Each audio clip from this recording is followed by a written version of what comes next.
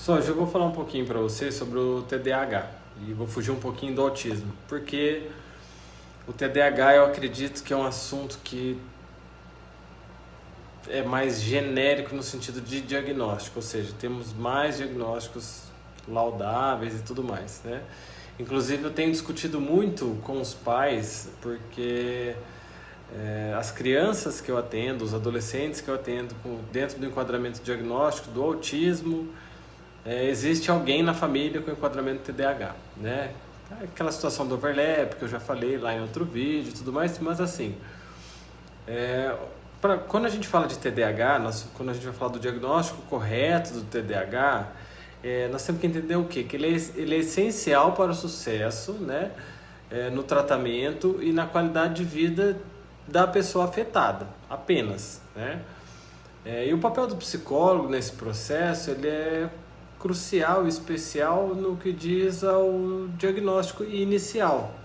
Porque que a gente tem que entender, né? Nós temos que entender que o papel do psicólogo nesse processo, ele diz a esse diagnóstico inicial, que é onde ele vai orientar, fazer encaminhamento para tratamento médico, uma avaliação detalhada e contextualizada, né? O psicólogo ele vai realizar uma avaliação clínica aprofundada sobre o diagnóstico, utilizando ferramentas, entrevistas, observação comportamental, escala padronizada de testes psicológicos, né? Uma série de coisas. E o que acontece? Esse processo ele permite diferenciar o TDAH de outros transtornos. Por quê? Porque existe quadro de transtorno de ansiedade no meio, né? Da depressão, dificuldades de aprendizagem, né? Ou outros diagnósticos que possam apresentar sintomas semelhantes e podem ser confundidos com TDAH. Então, muitas vezes as pessoas falam assim, eu tenho TDAH. Às vezes você não tem TDAH, às vezes você tem algum transtorno de aprendizagem, às vezes você tem transtorno de ansiedade, né? Um transtorno depressivo, um transtorno obsessivo compulsivo, que você está hiperfocado em alguma coisa e aí vai tendo essas confusões, né? Então, o que o psicólogo faz nesse diagnóstico?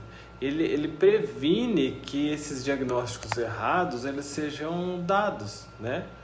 Porque a função em si... Deixa eu só mudar a mão aqui que eu tô com esse braço machucado, tá doendo um pouco ficar segurando o celular. Então, assim, ele vai prevenir que esses diagnósticos, né, sejam feitos de forma errada e ele vai diferenciar o TDAH desses outros transtornos, né?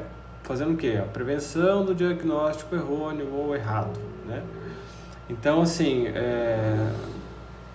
o TDAH ele é multifacetado, ou seja, ele pode ser confundido com vários outros diagnósticos, como eu acabei de dizer. E aí, quando a gente estuda para fazer um caminhamento assertivo, de sinais claros de que existe o TDAH, né? Aí assim a gente vai fazer o que? Um encaminhamento para o médico, para fazer um diagnóstico bem encaminhado, bem fundamentado, né? Para que tenha essa colaboração profissional, interdisciplinar, para que a gente faça uma discussão assertiva a respeito do diagnóstico. Então, assim, pelo psicólogo, ele é o primeiro e mais importante passo, garantir, né? O papel do psicólogo o mais importante é garantir que o paciente receba um tratamento adequado. Então, por que tem que visar essa questão do tratamento adequado? Porque se eu não faço uma boa leitura da necessidade do diagnóstico, daquelas situações multifacetadas, eu encontrar a realidade diagnóstica de cada pessoa, eu vou fazer um enquadramento errôneo, vou caracterizar a pessoa dentro do diagnóstico e não vou fazer um acompanhamento assertivo, né? Então eu preciso que essa avaliação seja muito bem feita, muito bem orientada e bem elaborada, tá bom? Então assim, o psicólogo é o principal condutor dessa avaliação para que seja feito o encaminhamento bem direcionado na hora de acompanhar e fazer alguma intervenção em quem tem a portabilidade do próprio diagnóstico. Tá bom? Então, assim, cuidado aí, pessoal, com essa história de ficar... tem TDAH. Eu tenho TDAH. Eu tenho déficit de atenção. Eu sou hiperativa.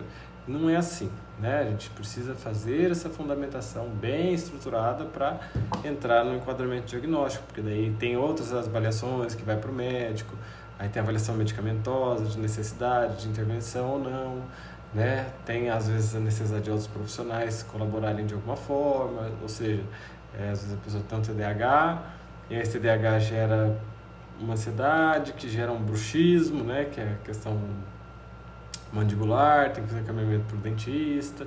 Então tem uma série de coisas para a gente analisar aí, tá bom?